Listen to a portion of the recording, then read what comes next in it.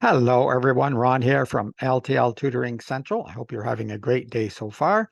I am back with the second reading comprehension and discussion article that we're going to be reading today is from The Atlantic, and it is Why Don't More Men Take Their Wives' Last Names? I haven't read the article yet, so I'm looking down at the title.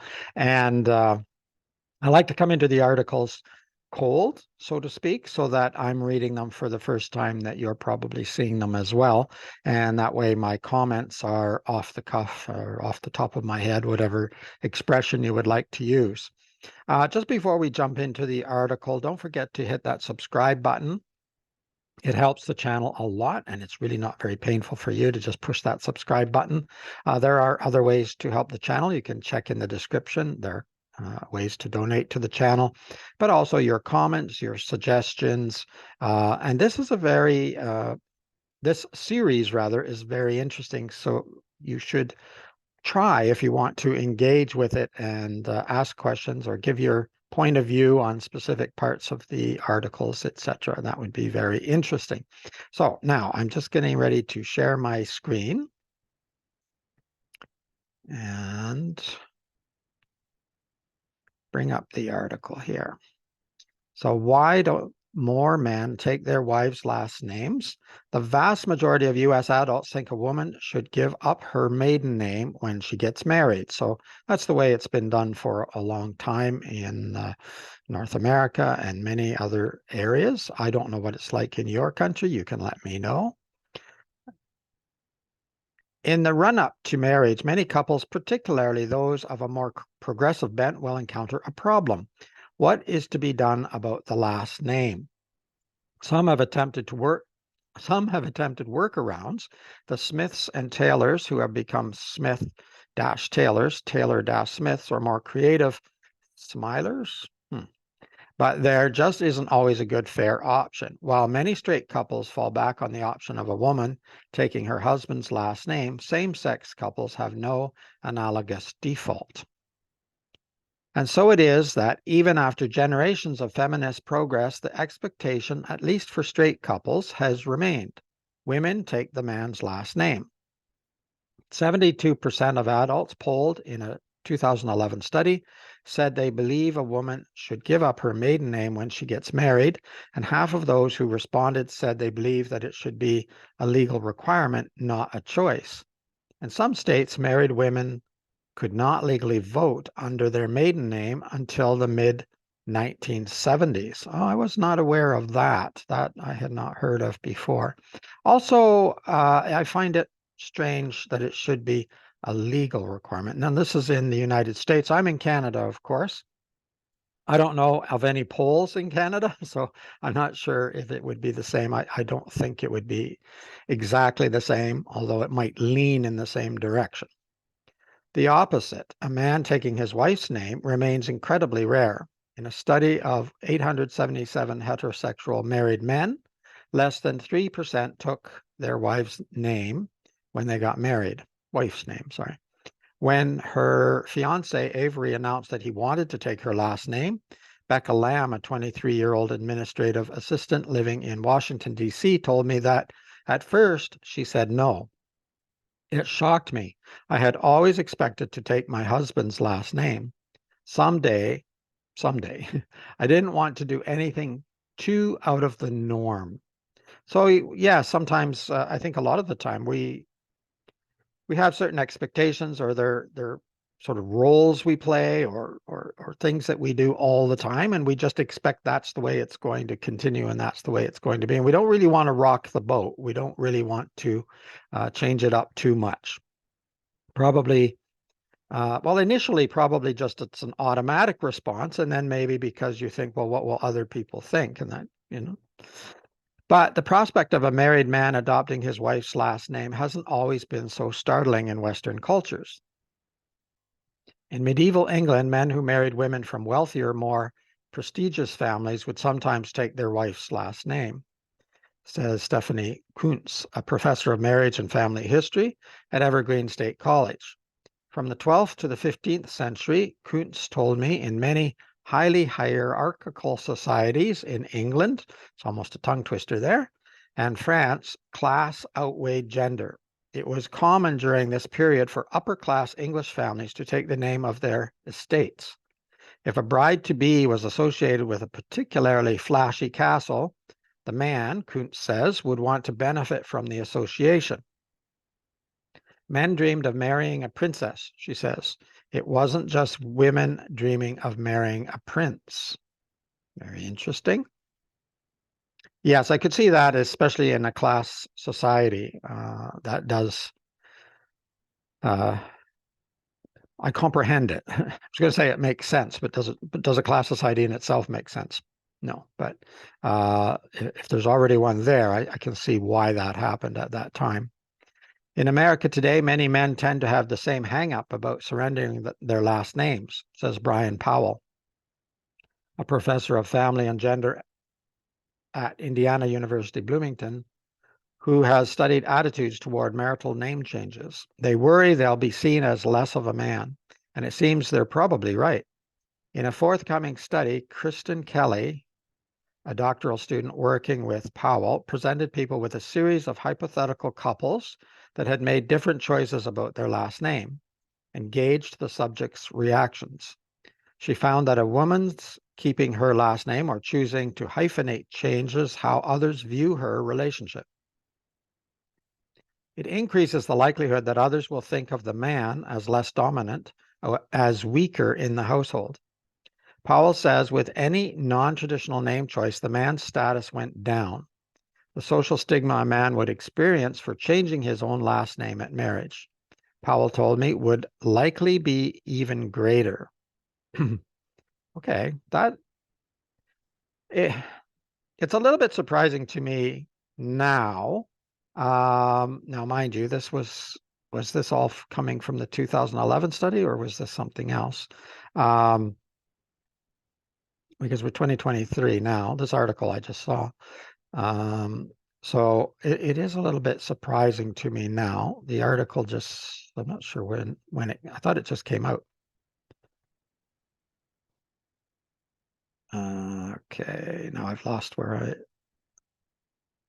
there we go. Bear with me here, bear with me. I shouldn't have done that.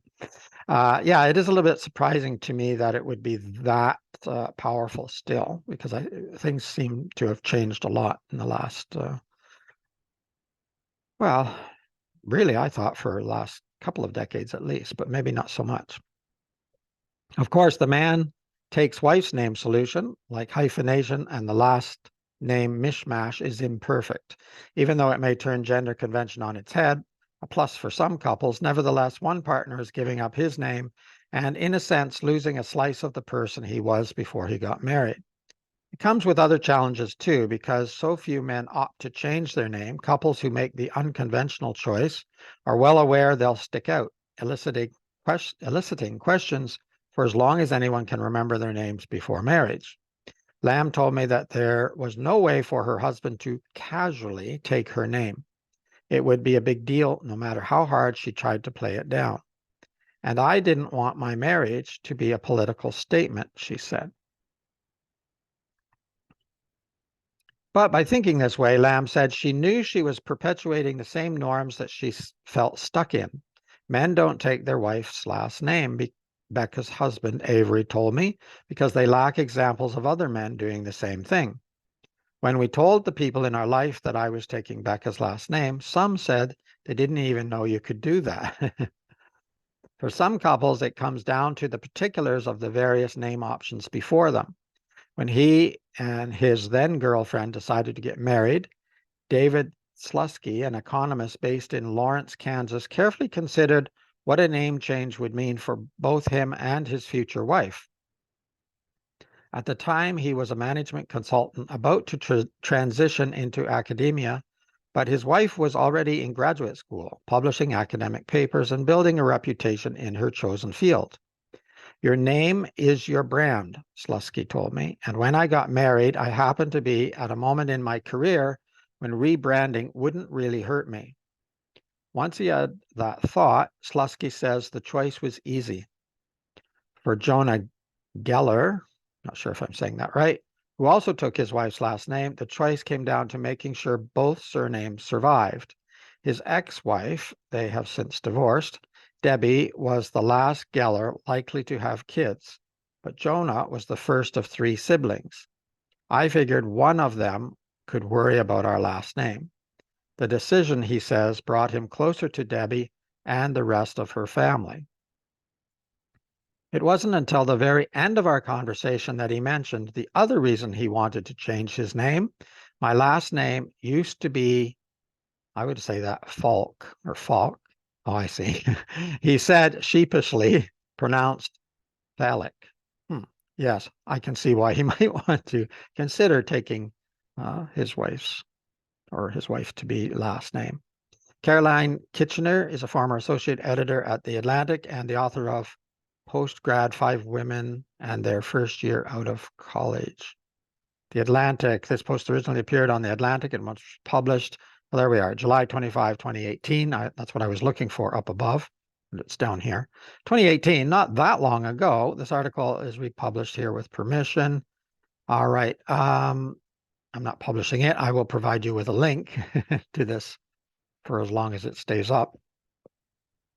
Why don't more men take their wife's last name? Well, it's tradition, I think. I think probably that's the primary reason. But there were some very good reasons throughout the article. Now, whether they're still good in 2023 or not, I'm not so sure. I think that's changing.